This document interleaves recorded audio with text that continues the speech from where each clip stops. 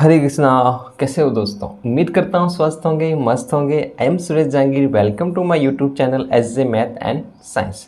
दोस्तों, हमारा है जो अभी तक क्लास 10 की मैथ की सीरीज चली थी, आज हम एक नई सीरीज शुरू करने जा रहे हैं। वो है क्लास 8 की। क्लास 8 की मैथ के जो जितने भी चैप्टर है ना, उसको हम 1 बाय 1 करके सारा कंप्लीट करेंगे। तो आज हम शुरू कर रहे हैं चैप्टर नंबर फर्स्ट से ही, जिसका नाम है रेशनल नंबर। तो जो भी हमारे इस चैनल पर नए हैं और उन्होंने है जो अभी तक हमारा चैनल सब्सक्राइब नहीं किया है, तो प्लीज़ वो चैनल सब्सक्राइब जरूर करें। और क्लास 8 वाले बच्चों के लिए ये जो वीडियोज़ हैं बहुत ही यूज़फुल रहेंगे, तो आप है जो वीडियो को पूरा ज़रूर देखें। अपना जो फर्स्ट चैप्टर आ रहा है रेशनल नंबर, ये मतलब नंबर से रिलेटिव चैप्टर है। तो आपने क्लास 6 में, क्लास 7 में नंबर्स के बारे में पढ़ा है, तो हम थोड़ा सा उसी नंबर्स को एक बार वापस रिकॉल कर देते हैं। तो देखो, नंबर्स को हमने क्लासिफिकेशन किया है 2 पार्ट्स में। एक नंबर है रियल नंबर एंड सेकंड है इमेजिनरी नंबर। रियल नंबर होते हैं जो वास्तविक नंबर होते हैं, इमेजिनरी नंबर जिसे हम काल्पनिक नंबर बोलते हैं। और ये इमेजिनरी नंबर के बारे में आप बड़ी क्लास में पढ़ोगे। अभी हम रियल नंबर की बात करते हैं। रियल नंबर को फिर से हमने 2 पार्ट में डिवाइड किया है। एक तो होता है रेशनल नंबर और एक होता है इरेशनल नंबर। अब रेशनल नंबर क्या होता है इसका हम आगे पढ़ेंगे, उससे पहले हम थोड़ा सा रेशनल नंबर को और डिवाइड कर लेते हैं। तो रेशनल नंबर को हमने natural number, whole number and integer numbers में डिवाइड किया है। प्राकृत संख्याएं, पूर्ण संख्याएं एंड पूर्णांक संख्याएं। चलो, तो रेशनल नंबर की बात करते हैं। तो रेशनल नंबर क्या होते हैं? वे नंबर्स जिसको हम P अपॉन Q की फॉर्म में लिख सकते हैं, where P and Q are integer, है ना। P और Q है ना, वो क्या होने चाहिए? इंटीजर होने चाहिए। और Q की वैल्यू है जो 0 के बराबर नहीं होनी चाहिए। मतलब जो ये डिनोमिनेटर है ना, ये कभी भी 0 नहीं हो सकता। एग्जाम्पल में ले तो 2/3 हो गया, 4/5 हो गया, 3/1 हो गया। मतलब अगर मैं ओनली इसको 3 लिखूँ तब भी वो क्या होगा? रेशनल नंबर होगा। और रूट 9 का अगर हम वैल्यू निकालें तो 3 आता है, तो 3 भी क्या है? रेशनल नंबर है। तो रूट 9 भी क्या होगा? Rational number. नेक्स्ट हम बात करते हैं इरेशनल नंबर की, जो कि है रूट 3 है, रूट 5 है, रूट 7 है। इट मीन्स जिसको हम P अपॉन Q की फॉर्म में नहीं लिख सकते ना, वो सारे के सारे इरेशनल नंबर में आते हैं। अच्छा, अब हम रेशनल को पार्ट में डिवाइड किया था, नेचुरल, होल और इंटीजर नंबर्स की। तो नेचुरल नंबर क्या होते हैं? वे नंबर्स जिसको हम काउंटिंग में यूज़ करते हैं, है ना। जिसको हम काउंटिंग में यूज़ करते हैं वे सारे सारे नेचुरल नंबर होते हैं। होल नंबर में एक नेचुरल नंबर तो आता ही है, एक 0 एक्स्ट्रा ऐड हो जाते हैं। और इंटीजर नंबर वे होते हैं जिसमें नेगेटिव, पॉजिटिव और 0 है ना, ना ही तो नेगेटिव है ना ही पॉजिटिव है, neither negative nor positive. Okay, तो अगर इस नंबर की बात करें तो ये हो जाते हैं अपने पॉजिटिव इंटीजर नंबर, और इन नंबर्स की बात करें तो ये हो जाते हैं अपने नेगेटिव इंटीजर नंबर। तो ये जो बेसिक था आपका नंबर्स के बारे में, जो मैंने यहाँ पर डिस्कस किया। अब हम आते हैं चैप्टर 1 के इंट्रोडक्शन पर। चैप्टर 1 में है ना ओनली 1 एक्सरसाइज है, तो उस एक्सरसाइज से रिलेटिव किस टाइप के क्वेश्चन है वो आपको समझने हैं। तो चैप्टर 1 में कुछ अपना फर्स्ट चैप्टर का नाम भी रेशनल नंबर है, तो रेशनल नंबर से रिलेटिव कुछ प्रॉपर्टीज़ है ना। वो प्रॉपर्टी कौन कौन सी हैं वो देखते हैं। उस प्रॉपर्टी को आपको है ना क्वेश्चन में आइडेंटिफाई करना पड़ेगा कि यहाँ कौन सी प्रॉपर्टी यूज़ आ रही है ना। चलो, तो 1 बाय 1 करते हैं हम प्रॉपर्टी। Rational numbers property.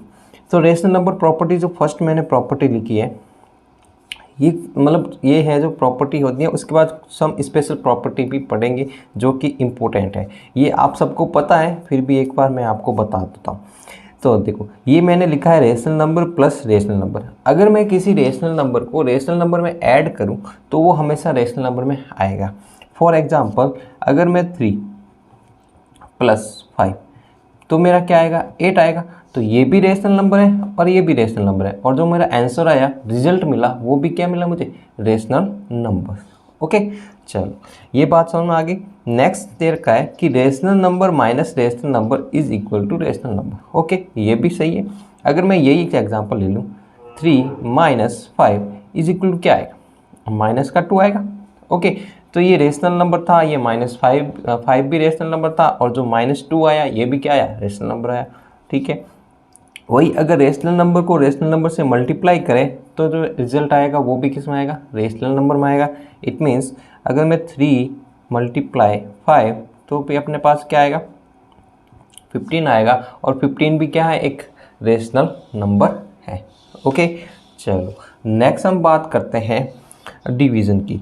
अगर रेशनल नंबर में रेशनल नंबर से डिवाइड करूँ मैं तो अपना जो रिजल्ट आएगा वो रेशनल नंबर आएगा। वो कब आएगा, where denominator not equal to 0, मतलब अपना जो डिनोमिनेटर है ना 0 नहीं होना चाहिए। जैसे मैं अगर 6 में 3 डिवाइड करूँ तो अपना जो रिजल्ट आएगा वो 2 आएगा, ठीक है।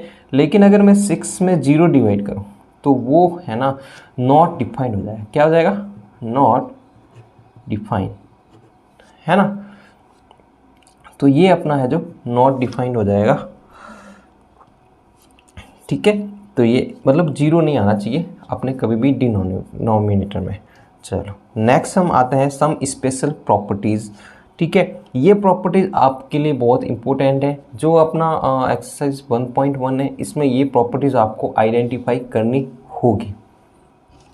चलो तो मैं सबसे पहले ही अपने देखते हैं मल्टीप्लिकेटिव आइडेंटिटी, है ना। मल्टीप्लिकेटिव आइडेंटिटी क्या होती है, इसको आपके रूल में भी बुक्स में जो नाम दे रखा है वो दे रखा है द रोल ऑफ 1, है ना। इसका मतलब हुआ कि अगर मेरे पास कोई रेशनल नंबर 1 ए है, ठीक है, अगर मैं उसको 1 से मल्टीप्लाई करूं, ठीक है, या मैं 1 को ए से मल्टीप्लाई करूं, ठीक है, यहाँ मेरे पास ए आएगा।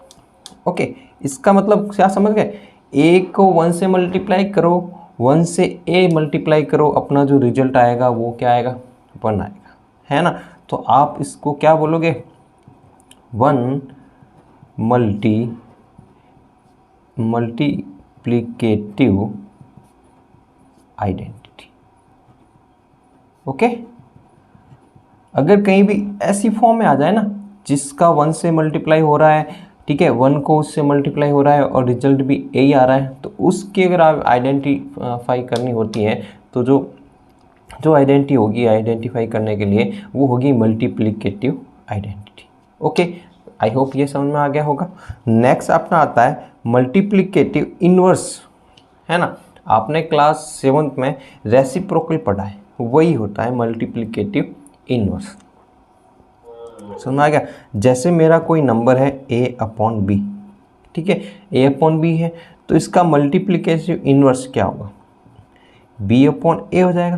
तो इसका जो रिजल्ट आएगा हमेशा 1 आएगा। कैसे, क्योंकि b से b हो जाएगा कैंसिल आउट और a से a हो जाएगा कैंसिल आउट, तो इसमें जो आएगा वो क्या आएगा, रिजल्ट 1 आएगा। जैसे मैं 2/3 लेता हूँ तो इसका जो रेसिप्रोकल करना है तो 3/2 आएगा, तो 3 से 3 कैंसिल आउट, 2 से 2 कैंसिल आउट, अपना रिजल्ट क्या आना चाहिए, 1, और 1 ही आएगा। ओके, तो ये है जो आपको 2 आइडेंटिटी समझ में आ गई, मल्टीप्लिकेशन वाली, मल्टीप्लिकेटिव इनवर्स वाली और मल्टीप्लिकेटिव आइडेंटिटी, ठीक है।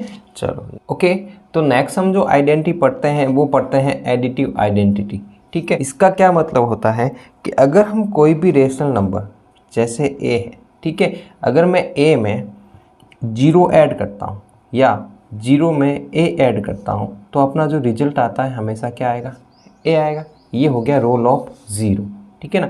मतलब ए में 0 ऐड किया, 0 में ए ऐड किया, तो अपना रिजल्ट क्या आएगा, ए आएगा। ओके, ये चीज़ समझ में आ गई।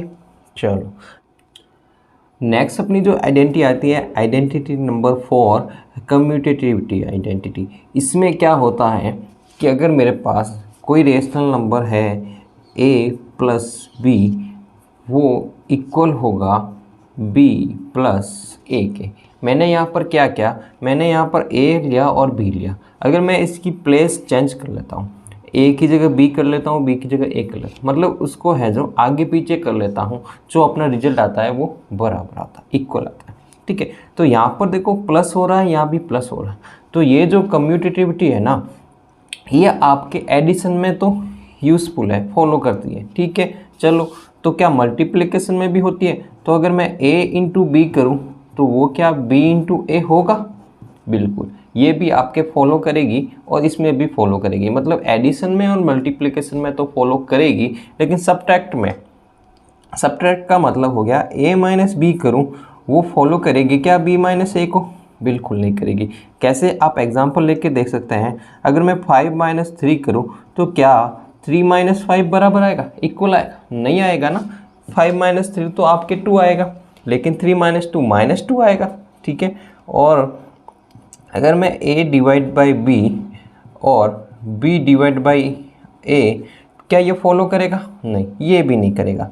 आप करके देख सकते हो। जैसे मैंने 6 divide by 3 is equal to 3 divide by 6, क्या ये फॉलो करेगा? नहीं करेगा।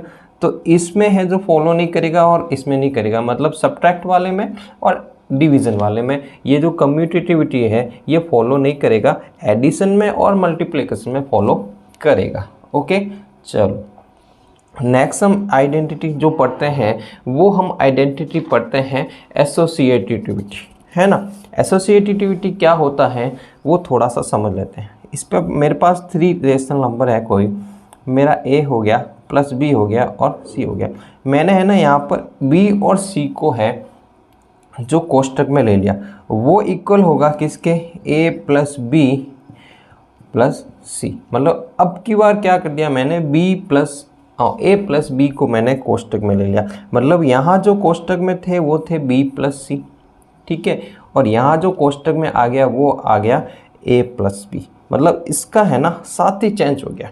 यहाँ पर इसका b का साथी c था, यहाँ पर b का साथी क्या हो गया? a हो गया, ठीक है। तो अगर ऐसा हो जाता है तब भी वो क्या जो प्रॉपर्टी आती है उसको हम क्या प्रॉपर्टी बोलते हैं? Associativity property.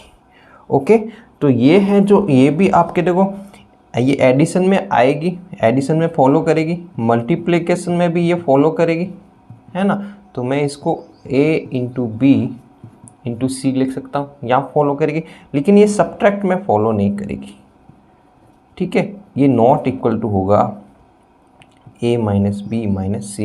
इसी तरह, ठीक है, डिवीज़न में भी ये फॉलो नहीं करेगी।